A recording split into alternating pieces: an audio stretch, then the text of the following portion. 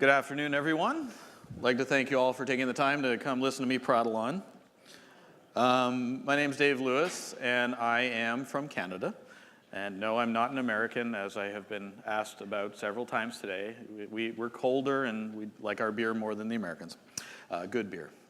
So, I'm here today to talk about distributed denial of service and basically web attacks in general from the perspective of what are people actually throwing at the end users, and the end users being the people that are defending the enterprise. So first off, who am I and why am I standing here talking to you? My name's Dave Lewis, as I mentioned a moment ago. And before I got into the vendor space, which I'm in now, about 2 years ago, I spent just over 20 years as a defender in various shapes and sizes. I've done everything from being a firewall admin to an acting CISO, and I've got plenty of scar tissue to prove it. Right up until other things that I've been doing lately, I've been doing writing for various publications like Forbes and CSO Online, and wonderful things like gooning for DEF CON, which I quite enjoy. But more importantly, I'd like to thank the organizers of 44Con for having me, and let's get into it. So one of the things that I should tell about myself is I usually come across as an ill-tempered person. I'm not really. I just have that bit of an, I've been told that I come across like that online. So I'm not that bad. So what am I here to talk about? I'm going to talk about various parts of the landscape as it pertains to the denial of service attacks. Now, I'm going to go through a short recap on actors, some attacks, tools, trends, and the type of data. Now, why am I talking about the data? Specifically because this entire talk was born out of my frustration with reading the news. And then my frustration with reading the news is that people say, oh, there was a denial of service attack, but they would never get into the minutia of what actually had transpired. This really, I found this a little bit difficult to wrap my head around. It's like, oh, fire is bad. Awesome. Can we have a little bit more clarity? And the clarity didn't really ever come. So with the company that I work for, I should point out that my day job is working as a global security advocate for Akamai Technologies. We have more data than we know what to do with at times. We know what to do with it, but it's more of a case of where do we find the time to go through and crunch it. We have roughly 200,000 nodes across the world where we're going through and have all of our points of presence, and all of this information is being fed back to us. This is not a vendor pitch. This is just actually me giving you an understanding as to what we go through. So with all of this data, we've been able to actually go through and parse out the types of attacks and various other types of information, which I'll get to later. One of the first things that I'll talk about that has always interested me is the mercenary types that are available for hire online. There are all sorts of attacker types out there that you can get for some sort of currency to hire to attack people. Like we had the Max Vision case, things to that effect, which ended badly for that particular character, but they're out there. They're available to be hired. This isn't fear, uncertainty, and doubt. It's just the practical reality of the situation. One of the really interesting things that we found when we were doing some research was this is a little bit dated, that's why I say ish. This is part of a menu system from an underground forum, and these are some of the prices that are a couple years out of date now, but it gives you a general idea as to the type of information that there are, the type of acts that were available to do. So if you want to do X, Y, or Z, or you hire a DDoS botnet, there's a price tag associated with it. With the commoditization of distributed denial of service, this number has actually dropped rather significantly. I apologize to the cameraman in advance because I wander. Sorry, I should have warned you.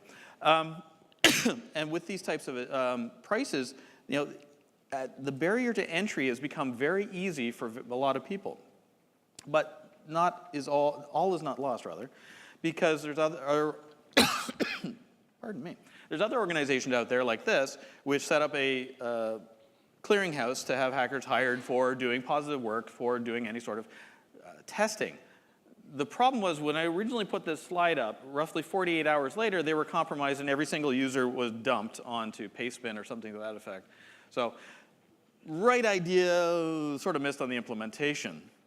Now, when we take a look at that, that's a small subset of the space that's available out there. Now, what would be better than having a disposable workforce? A workforce that you could spin up, use as you so desired, and you really didn't care what happened to them. For some, that's a good thing. And I introduce you to the bored kids. Teenagers that sit at home in their basement, disaffected, listening to Rage Against the Machine or whatever current. I've just dated myself. And they are looking for a reason to be. They're looking for a purpose. And with these bored kids, they can be easily rallied to a cause if it appeals to them. And this is one of those things where it's like when you have this bored workforce, call it what it is, that is available, that is disposable for somebody of a negative bent, you can spin them up, get them to do your job, and you don't actually care what happens to them. In a lot of cases, in many countries, they are of an age that they would not face serious criminal charges.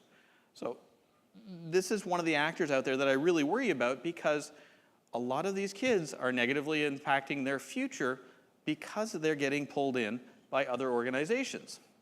And one such organization that is, always prominent is Anonymous. Anonymous, unfortunately, with a brand like Anonymous, it's much like saying we're Kaiser Soze. You have a brand, you have a hex sign. Anonymous can be anybody who spins up a pastebin site. And this is rather troubling because these folks, whoever they happen to be, can be of a positive bent for a political reason or a socioeconomic reason that they're trying to do something positive by protesting. Or it could be somebody of very much of a negative bent that says, okay, we're going to attack this site because we're pissed off about whatever. And these are one of the frustrating things, is because these are the folks that'll spin up and use that disposable workforce, the bored kids, and then they don't really care what actually happens to them. And there are some tool examples that I'll get to later on that we'll talk about how these chaotic actors are using this workforce, and I'll get to that a little bit more in a bit. So with this sort of thing, you have a decentralized, often chaotic approach. Then, obviously, we have the good old-fashioned nation-state, boo, yes, China, APT, all the rest of it. The frustrating thing I have here is it's far too easy to do attribution towards any one of these countries because they're not really going to argue with you. And it does frustrate me to a certain extent, but there are cases where it has actually been well-founded. We had the Qassam cyber fighters, ostensibly based in Iran, as well as PLA, excuse me, PLA 61398, which is a group that was apparently doing a great deal of attacks. Now, the Qassam the Al-Qassam cyber fighters, or QCF, did a lot of attacks a couple years ago against financial institutions because they had various irritants that they were upset about, and they would attack all kinds of banks using a platform that they call Brobot, or we call Brobot. I'm not sure actually where the naming came from. Now, with these attacks, they also went after Canadian financial institutions. And at one point, there was an exchange. We said, well, why are you attacking Canadians? I said, well, it's all North America. You're all the same. And hence my reason for saying that I was Canadian earlier on. We are different, but to the QCF, we were not. So there was a lot of attacks there that drove a lot of awareness towards DDoS attacks. So what kind of attacks are we usually seeing? The ones that are typically getting the news are the volumetric attacks, and then we have the application and protocol-based attacks. Here's a sample of some of the examples that we have of SynFloods, UDP, and all the rest of it. Now, first off, with the volumetric attacks, I'm a huge StarCraft fan, and I dated myself yet again. How many people know who this is? Or what this is, rather? Oh, I got more hands this time than I did before. That's good. This is the Zerg, and in the game, if you're building up your resources, you're building up your army, if these guys showed up, they would destroy everything. And it was rather frustrating. And this is a lot of the reason that I use this, is because this is how I frame it for non-technical folks who happen to play this game or are aware of it, that this is what they would do in a denial of service attack. This is their idea, is to use up all of your resources. So with regards to that, we have all kinds of data that comes across the platform at Akamai, and we were able to actually go through and parse it out. And this is some of the data that we collected based on this past quarter, quarter 2 of 2015. And these are the attacks going against infrastructure. Predominantly, the attacks that we see going across our platform, about 90% of them are centered on infrastructure-based attacks.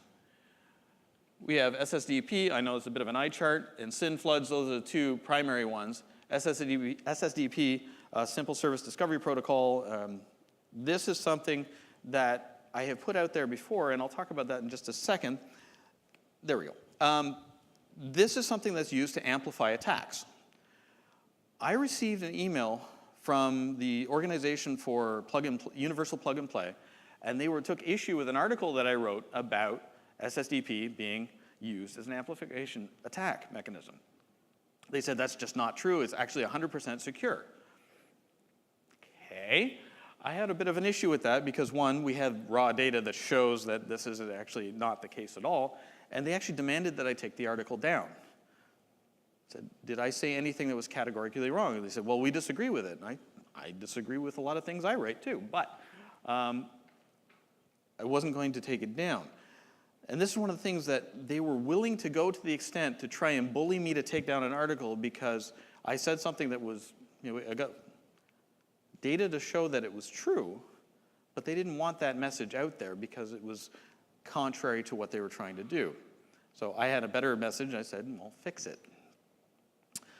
Now, in addition to this, we have attacks on the application layer. And these are ones that, you're going after the various input fields, SQL injection, all the rest of it. And these attacks on the application layer are ones that I find a little bit more concerning. Volumetric attacks can be dealt with. For those of you who saw Moishi's talk this morning, he seemed to have a bit of a differing opinion. I don't know if he's in the room. Nope. I didn't agree with him because volumetric attacks can be dealt with rather simply. And that's not me putting my vendor hat on, it's just practical reality of it. Application attacks, a little bit more to it. You can't just buy a box, put it in, turn it on, you have the machine that goes ping. You need to do a little bit more. You need to do sanitization of your inputs and outputs. And this is something that, unfortunately, is like bringing fire to the village. This is a conversation that has been going on for years. So pop quiz, how long ago did we see SQL injection first show up on the OWASP top 10? Anybody have an answer? You can say ish. It doesn't have to be an exact date. Ah, there we go. Well, yeah, it was about 10 years ago at least. So yeah, I mean, I think they started them in around 2002, if I remember correctly, or the top 10. But suffice it to say, it's been around there long enough that this is a solvable problem. And this is something I'll return to again a couple times in the talk, that SQL injection is something that really shouldn't be there because it is something that can be solved. Now, when we're looking at application layer attacks, a lot of the stuff that we were able to collect on our data is this. This is how it broke out. So application layer attacks accounted for 10% of the attacks that we saw in Q2 of this year. Only 10%. And HTTP GET was about 8.74. Not a huge proportion of it. And I think a lot of it is because there are simple tools out there where people can do click, click, next. And then we have the commoditization of distributed denial service, which I'll talk about a little bit more in a bit. But it has gotten so easy that the barrier to entry is so low that something that requires any sort of finesse, not nearly as much of a appeal as it once was. Now, excuse me, extortion-based attacks have been around for quite some time, but they really rose to prominence about a year ago. We saw demands that were being made for companies saying, look, if you don't pay us this amount of Bitcoin, we're going to launch an attack against you. And they refined their approach where they would launch an attack, say, look, we just attacked you. Here's some links to read about us. Google us, who is actually in one of their emails, and I'll show you that in a minute. Rather arrogant in a lot of ways. And they said, if you don't pay us this amount of Bitcoin, we're going to attack you again, and it's going to be worse. And we can hit you for 400 to 500 gigabits per second. Not true. And also the amount they were asking for amounted to about $150 US. And this was about a year ago now. I found this very interesting. It's like, why would they ask for such a little amount? And then I saw multiple instances. We saw it against GitHub. We saw it against Basecamp and a few others. And then it occurred to me, somebody was testing out their new machine. They were doing live testing. They didn't really care if anybody paid up. They wanted to see if it actually worked. It's like, yeah, interesting. And this gave rise to this year, or the latter half of 2014, of a group that we've ostensibly called DD4BCs, or Distributed Denial of Service for Bitcoin. Imaginative, I know. But this went through, and this was actually the steps they would do. And at one point, our company wrote an advisory about it, and then they sort of went away for a couple months, but then they came back, and we released an advisory yesterday about them. They've been very active globally. Originally they tended to go after smaller companies that they figured would just roll over and pay them. and they go away. So now they've actually gotten a little bit more audacious in their attacks and have gone after a wider array of business vectors now. So amplification is the new hotness. Not really, it's around for a while, but this is one of the things that happens a lot. And this is where defenders become part of the problem. We see NTP, we see SNMP, we see DNS attacks where the attacker is using these nodes that aren't theirs to amplify their attack. They send X amount of data, they get Y back. The target ostensibly gets nailed. The problem is because the defenders had not kept these systems patched to current, they are now part of the problem. And this is one of my frustrations, having been a defender for so long, that this is a solvable problem, especially with SNMP. SNMP, if you didn't have a current library, or N-1, you were able to actually use this as part of a reflection attack if it wasn't set up properly. Frustrating. So here's an anatomy of an attack that we saw. This is from this is Q1 of this year that we published this, where we saw it's very simple, DNS reflection, source port 53, hitting port 80. The really interesting part of this was not so much that it was this type of attack, but what they did to it. What you want to do is you want to send a little bit of data that becomes a lot more. Oversimplifying it, but you get the idea. For those of you who can read this, it says, secure server, da-da-da, text, President Obama is taking action to help ensure opportunity for Americans. Why is that in the packet? They were using that to make a political statement on top of attacking the target they were going after. And I found this rather interesting that they would go to that step. That actually generated a fair bit of news at the time. So, with the barrier of entry being lowered, what are the tools that are being used? What are people actually hitting you with? And it's not often that you're lying there in a pool of blood going, was that a hammer or was that a baseball bat? But at some point you do have a curiosity as to what it was that was hitting you. We have different types of tools that are readily available, easily downloaded, volumetric, SQL injection attacks, scanners. There's all kinds of information out there and resources available. So Havage, how many people here have seen this one before? Oh, okay, I actually expected a lot more hands. This is a SQL injection tool that is actually very, very good. Very simple, easy to use, and that's the catch. When you have a disposable workforce and you give them simple information and a simple tool, they can cause all manner of havoc. If your site is not properly protected, this could cause you a lot of problem. Access data, manipulate data, destroy data. Not bad for a free tool if you're an attacker. Then there's other tools that came along. This one came out in 2012. And the reason I enjoy this one to no end is because Hulk is an acronym for HTTP Unbearable Load King. It really wasn't that great. It was an HTTP GET tool. And there really wasn't a whole lot you could do about it because it looked like a very simple GET request. And these are the headers from that exact tool. As you can see, there's not a whole lot there that you can say, oh, that's that particular tool, unless, of course, you're looking at it from a volume perspective, and then you can actually tease apart what's going on. Now, one other thing that I found, well, I didn't find this one. Somebody else found this one. Tor's hammer.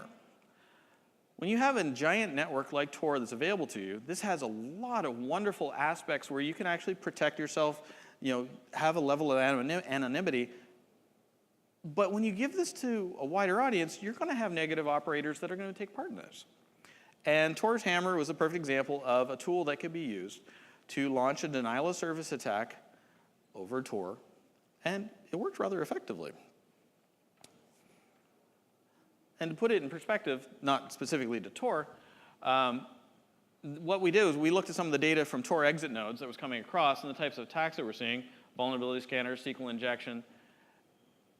And the really interesting thing is, like for SQL injection, we saw that the attacks from non-Tor IP were higher than they were across Tor. So the attacks tended to vary. It really didn't matter where it was coming from. But being a fan of Tor, I was a little bit frustrated to see attacks going across it.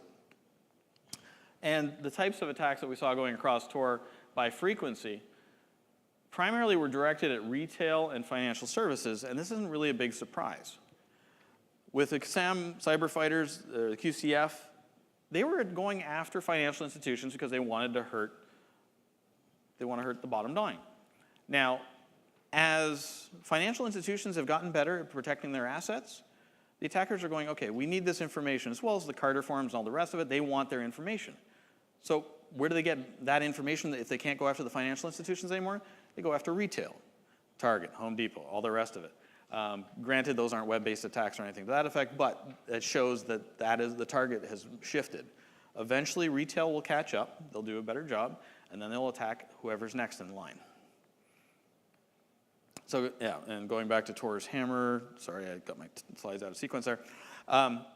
This is how simple it was. For those of you who can see it, it's an eye chart. It just says, you run the script, torshammer.py, the IP address you want to use, and the number of threads that you want to launch. And this was very effective. If you were running an Apache-based web server that was not properly protected, this thing would knock it out. Very simple, easy to use. Oh, awesome. Pause my timer. So going back to the HTTP GET tools, this is another little one, and I enjoy this so much because being Canadian, we love our donuts.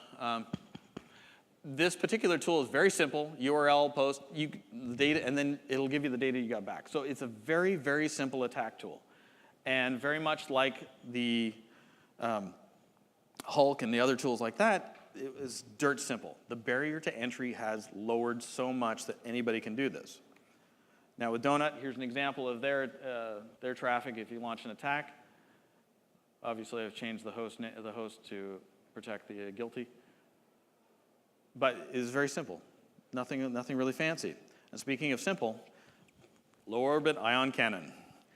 Anonymous put this tool out to their disposable workforce, but one thing this tool didn't do is anything to obfuscate the attacker's information. If you were an attacker running this thing, you were in logs. Your IP address was recorded. Also, if you trust a group that calls themselves anonymous, you're going to get what you're going to get. So this was a crowdsourced tool, went out to the disposable network. It was actually pretty effective in what it was there for, and it was pretty simple to tell what was going on. But unfortunately, the disposable workforce ended up, a lot of them went to jail. So what came next? High orbit ion cannon. This tool was very much the same sort of beast, but here they had things called booster packs where they were able to actually change the rules that were running within it so that the traffic would look different. And it was not as simple to protect against. And you could block here against the type of user agents and things like that, but they could change it on the fly. Really interesting.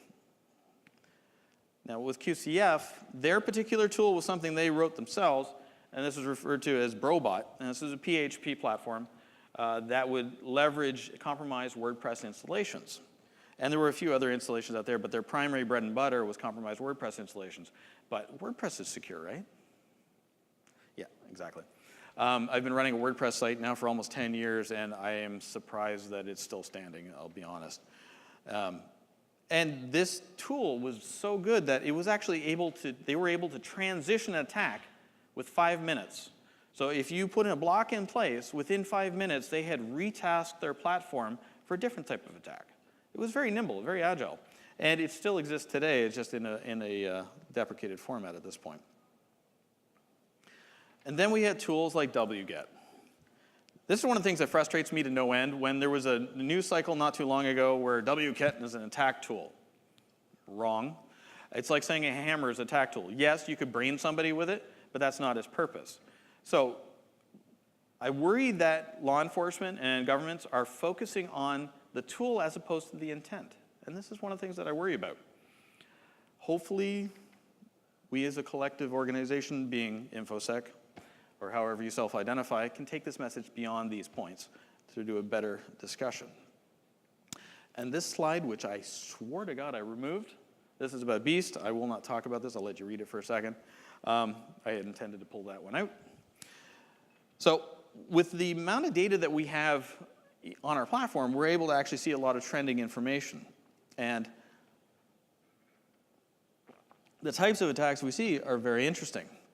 First and foremost, that this one, and this is no shock to anybody, are the media horrors, as I like to refer to them. These are the folks that are like, I attacked you, I hacked you. There were days with alldos.de, we had attrition.org, where everybody could post their compromised site, or Zone H, there's another one. They could put up screen caps of the sites they had compromised. And it was like, hey, look at me. Now it has transitioned to the booters and stressors out there where they can knock people off because they're upset because they didn't do well in a video game. And the motivations are nonsensical, but in a lot in the same way, nothing's really changed because the defacers from 10 years ago, it's the same sort of mentality. And this is one of the things that I find a little bit concerning. Now, in Q4 of 2014, we saw the Lizard Squad come to fruition. And these were guys that were born out of, knocking people off. And they went, wait a minute, if I boot this guy off the network, I'm actually affecting all these other people. Oh, I'm a hacker. No, you're not. You're an attacker. You have criminal intent. So they were doing this, and they were spinning up. And just before Christmas, they got into a lot of news organizations. And some of them did press. They did interviews for television. If you're committing a criminal act, is your first idea to go stand in front of a camera and admit it? So this is one of the things that really frustrated us. We actually see this rise in these sort of attacks, which was led to what I call the commoditization of distributed denial of service. We're now seeing SaaS platforms, they've been around for a while, but they're gaining prevalence, and they're getting bigger, and they're getting stronger.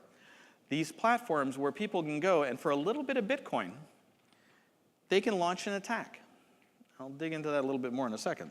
So Lizard Squad was one of the ones that were very good at staying in front of the press and very bad about not getting arrested. And they launched their own denial of service tool. And I say their own in quotations because it was actually built on code from another organization called Titanium Stressor. They literally took the code, forklifted it, put it over, and put a new logo on it. And one of the interesting things about it was the price model that they had available. They had different types of packages based on the number of seconds. And this one, for whoever can't see it, because it's blurry and heaven forbid I put up a clear image, is 7,200 seconds. So this plan here for $69.99 a month, I'm assuming US currency, or you can do 280 lifetime, which I find rather amusing because lifetime isn't clearly defined.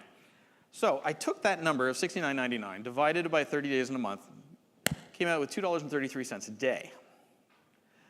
In the United States, if you're buying a coffee there, an Americano at Starbucks is $2.55. So for less than a cup of coffee a day, you can launch a denial of service attack. Rather interesting. So I talked about booter and stressor rather briefly. So what is a booter?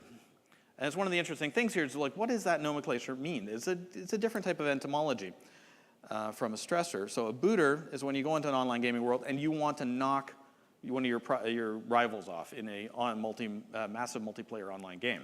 So that's where it was born out of. And these rivalries could get rather heated. So these tools, they could use them to identify the person, knock them off the network, and that sort of thing. And that led to the stressors. Now, what's a stressor? The stressor is really interesting because that's a legal artifact that they like to use to try and protect themselves. To say, oh, well, it's actually a stress testing tool. It's not a denial of service tool. You can't arrest us. We just built it. Our customers are using it. And it's really interesting how these malicious actors think that this is something that is going to work for them. But, kudos to them for even trying. Now, there are different kinds of stressors and booters out there. This is just a random list to varying degrees of success. This one here, Big Bang Booter, was one that I have been told by multiple sources really isn't very good. But I have to give them credit. They have the slickest marketing. And let me get to that right now. See if this is please work. Here we go. I deliberately didn't put any audio on here because the music is atrocious. I'm just going to let this run for a couple of seconds because this is going through and it's showing this is how wonderful our platform is. And these are the types of things that we have.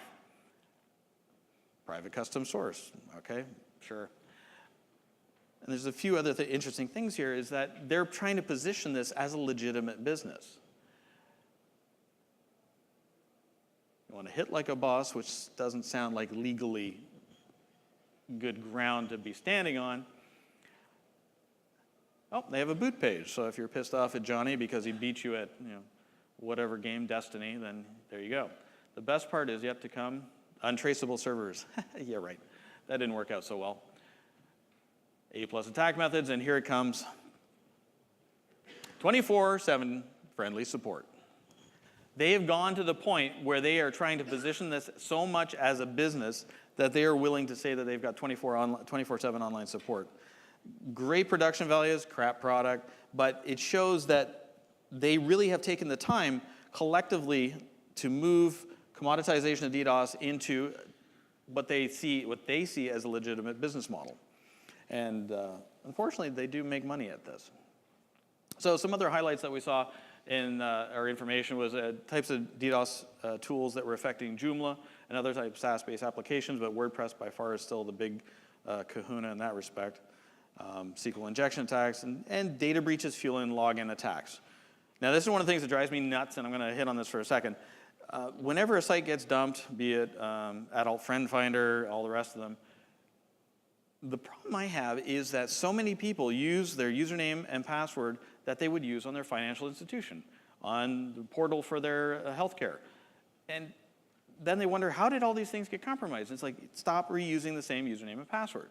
I know I'm preaching to the choir right now, but I'm hoping that the choir takes that message beyond this, because this is one thing that always drives me nuts. Also, don't log into things like Ashley Madison with your corporate email. Small tip. All right, so attribution. I can't stand it, hate it, drives me nuts. So what I've done here is I've got the data from our report in such a way that it's just showing you the raw data. It's not going this, because that's a game for folks that are not me. So with our data from this quarter, these are the attacks that they broke out based on IP address, not necessarily based on where the attacker is. So that's one thing I want to be clear about.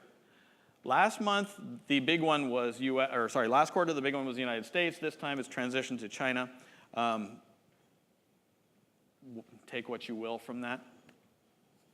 Now, with the types of attacks that we saw in this quarter, this is how they broke out based on timeline and by volume. So these are attacks that are bigger than 100 gigabits per second, and this was one of the biggest ones right here. And this was against internet and telecom type of customers. And these are all, to be clear, these are all against our particular customers that we were able to mitigate. But it shows that whenever I see in the news that it's like 350 gigabit attack, it's like, if it's just, I have a hard time with those numbers because they tend to be overinflated. This is just raw data. And whether or not it's 300 gigs or 200 gigs is really immaterial if it has the effect that they're looking for against the target. So I don't really enjoy it when the media goes all crazy about whatever the gigabits per second is. It's like, no, what was the site taken out? Was it affected? And then what frequency are we looking at with the attacks? How often are these things occurring? So this was another thing we're able to break out. And we're doing quarter over quarter, and you can see there's really not a whole lot of differentiation between quarter 1 and quarter 2 of this calendar year. It's pretty consistent. And gaming and software are taking a whooping. And gaming, again, goes back to the media whores who like to kick each other off the networks, and it just spirals from there. Now, going back, as I jump around here from application security, the really interesting thing is while the lion's share of these attacks have been directed against the infrastructure, the ones I worry about more so are the ones against the web applications. So to this point, I don't think we've actually heard how Ashley Madison was actually compromised. I've heard all kinds of theories. I haven't heard any hard data to that effect. Suffice to say, if it was a web attack, if it was SQL injection, this is germane to the conversation. You have to make sure that you're doing proper sanitization of the inputs and outputs. And this is something that unfortunately happens over and over again. And this has got to stop. So based on these sort of things, web application attacks, again, financial services and retail. Why? Because they have all the financial information. They have all the credit card information. Financial services, a little harder to attack. It's not nearly as sexy now because it is require heavy lifting. Retail, a little bit easier, lower barrier to entry, lower bar to entry, rather. Now, from a misbehaving perspective, one of the interesting things that we noticed over the last 2 quarters is that while the lion's share of infrastructure-based attacks came from non-US IP addresses, the lion's share of the web attacks, rather, originated in the United States. I found that very interesting, a little bit of information. About 52% of the attacks originated in the United States. Read what you will into that. So one of the interesting things here is that we found for the SYN floods, which we don't actually let go beyond our perimeter, but we do record this information, is that this is the type of thing that we were seeing. this type of traffic was coming across. This is part of a SYN flood. And this was one that reached over 300 gigabits per second. And this is the kind of thing that doesn't require a whole lot of heavy lifting to launch this. You just have to have access to the right tools. Enter commoditization of distributed denial of service. And these attacks have been growing over time. So going from Q1 of 2013 up until present day, we were able to go through and plot this information out and an IQR chart. And each one of those dots is specific to an attack. And as you can see, just visually, as we go across, we're seeing that the attacks are increasing. And what does that mean? That just means it's easier for them to attack. It is simpler. As we heard this morning, for those of you who attended that talk, just write your own script or download a tool. It's so simple to do it. I don't recommend this because it's quite simply you can go to jail, and nobody really needs that. Now, when we're going through our data, there was all kinds of other things that we saw. SQL injection, remote file inclusion, local file inclusions, and Java. Java is still out there, it's still being attacked. And I think Java is one of the most maligned pieces of software ever because I think it's a great remote access tool. And they just marketed it in all the wrong ways. So, SQL injection. Why will this not die? I've mentioned this a couple times during the talk, and this is one of my great frustrations because you see time and again these attacks, these dumps on Pastebin or whatever Tor underground site you want to look at. There's too much information out there. It's getting simpler and simpler. Or maybe I'm missing something. Defenders are just getting overwhelmed. Just in Q1 of this year, actually, we recorded over 52 million SQL injection attacks alone. This is a very effective method, not nearly as much as the volumetric from just the sheer number of attacks, but SQL injection requires a little bit more heavy lifting. So here are some of the data that we pulled out for Q2 of this year and how it broke out with SQL injection attacks versus local file inclusion. And again, retail, financial services. So the attackers are going after the money, and who can blame them? That's where they're going to get their revenue because your identity has a certain limited value online. You're between $4 and $20 depending on who you're reading about. Your financial information, that can be a lot more. If they're able to actually go out and open up a loan, take out a loan in your name, that could hurt you rather badly, and it takes a long time to unwind that. So from Q1 of this year, this was one of the really interesting things. File inclusion issues and malicious file uploads were a big deal. This is one that I really enjoy because this is a WordPress plugin called Rev Slider. It looks really cool for those of you who've seen a WordPress site with the pictures scrolling by. This is probably one of those tools that does that. This particular tool was susceptible to a SQL injection attack and allowed you to upload a script where you could actually have a shell. Bit of a problem. The really interesting thing, though, is that this attack was facilitated by several known issues. Of these issues that are up here, 3 of them have the CVE numbers associated with them.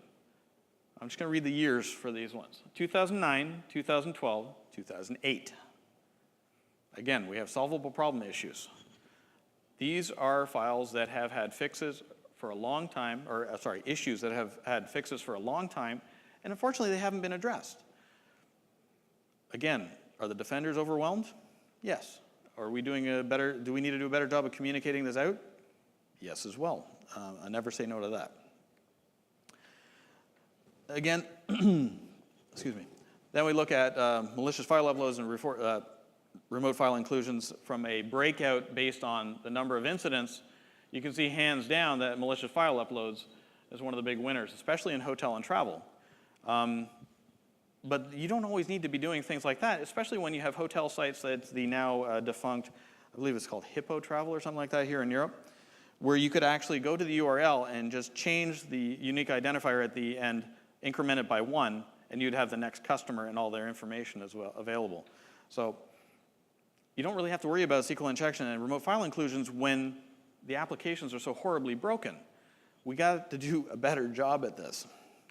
And then normalization of Java. Again, Java is still out there, still being leveraged. Java needs a extinction level event, much in the same way as Flash. Now, Flash doesn't really tie in here, but I just want to make that out there. This Flash needs an extinction level event. It has to go away. It is causing more problems than it's worth. Adobe, I love them. They got great products, but that one has got to go.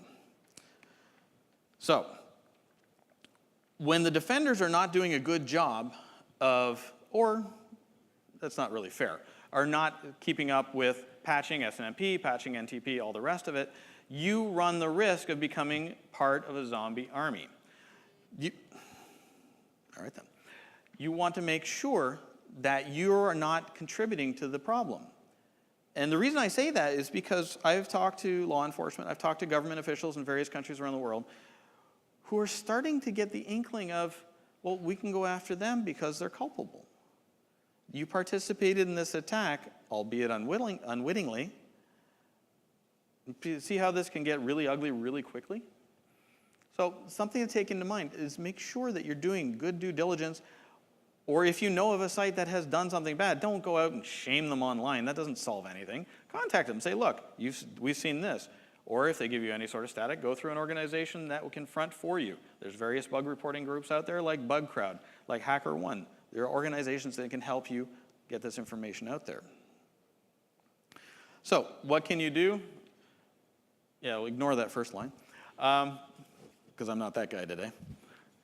SQL injection. Yep, I'm still here. Yes, SQL injection.